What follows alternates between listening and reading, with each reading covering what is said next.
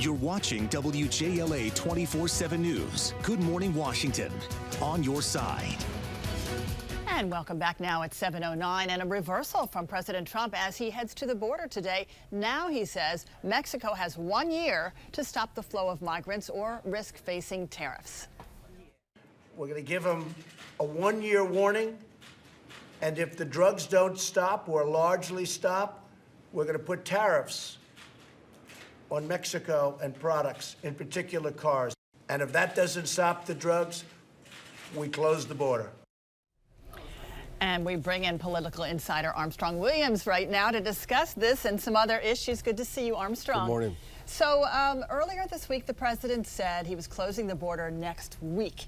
And now a reversal, and he says Mexico has 1 year to stop the flow of migrants across the border. What do you think changed his mind? Well, he decided to listen. You know, the president was advised not to take this course of action. It was not even realistic. He was in contact with the president of Mexico, who said, Mr. President, we need more time. We're with you on this, but give us time to really put the policies and the muscle in place that will help support you, but we can't do it overnight. People who have relationships with the Mexican legislators said we need more time. So finally, the president, after jumping ahead of himself, because he's emotional, he wants something to happen now. He's like we are sometimes. We want it to happen this second, but sometimes that's not the reality. So his heart was in the right place. The process could not happen the way he wanted it to. He has been critical of Mexico's efforts to stop immigration in the past. And now we're hearing that he's saying that Mexico is making some efforts. Do we have any indication that is happening? Have we seen any signs that Mexico is working to stop the flood of people coming in from other countries through Mexico to the U.S. border? Well, one thing we do know for certain, that all who are trying to get in this country, they're detained on the other side of the Mexican border.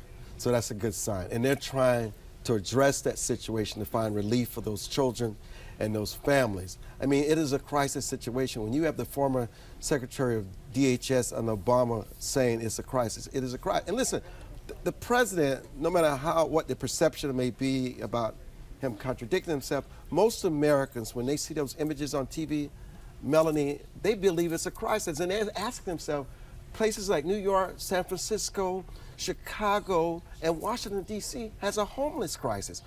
We cannot even address our own crises, and now we're trying to bring people in and we can't take care of ourselves. Everyday people understand, Mr. President, you may not have gotten it right, but at least your rhetoric and the bully pulpit would force somebody to do something about this issue before it overwhelms us. So that's what people care about. At least the president is passionate about it, and he wants to move forward. All right, before you go, I want to get your take on former Vice President Joe Biden, who has been under fire this week.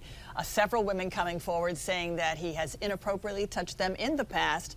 Biden vowing to change his ways. Does Joe Biden have a problem with the way he connects with people and understanding it? You know, political correctness has a problem. You know, a lot of women use their beauty, their sexuality, their attractiveness, whether you like it or not, it's a fact. They get jobs, they get opportunities. It's a weapon for them. And what you're saying to people now, especially people who employ people, that I cannot smile. I mean, talking about smelling somebody's hair. I mean, this stuff is just outrageous. Joe Biden is a decent person. He's not talking about grabbing and touching somebody like the kinds of things that President Trump was accused of. President Trump was accused of the very same things. He was forgiven and he was elected. I mean, what is the standard now? This thing is just out of control. What are men to do? One thing that Donald Trump was factual about, this is one of the most dangerous places in America for men now. Men don't know what to do. And women don't know what to do. It's crazy is what it is. And we should be outraged about it. What did Joe Biden do that was so wrong? He knew this woman before. They knew each other. They engaged each other. No, he was not trying to be inappropriate. He was trying to be nice. Where does this nonsense stop? It should just stop. It's out of control. So that's my answer. So it's okay, in your opinion, to come up behind a woman, breathe down her neck, smell her hair, kiss her head, put his hands on her shoulder, basically loom behind her. Listen, he was in the public. Obviously, he had done it all his life. He saw nothing wrong with it. But once someone says, Mr. Vice President, I'm uncomfortable with this, I apologize, and I'll move on. But it's not something to disqualify him if he decides to run for president of the United States. Come on. He was offensive? Yes. She said so. But years later, why didn't she see something then? Why wait until the man is about to run for president? That is the problem. If I offend you, if I start breathing down your hair, tell me now. Don't tell me if I decide to run for office. All right, okay? we're going to have to leave it there because we are out of time. Political insider Armstrong Williams. Yes. Great to talk to you today. And you can catch the Armstrong Williams Show. It airs Saturday mornings, 10:30, right here on WJLA 24/7 News.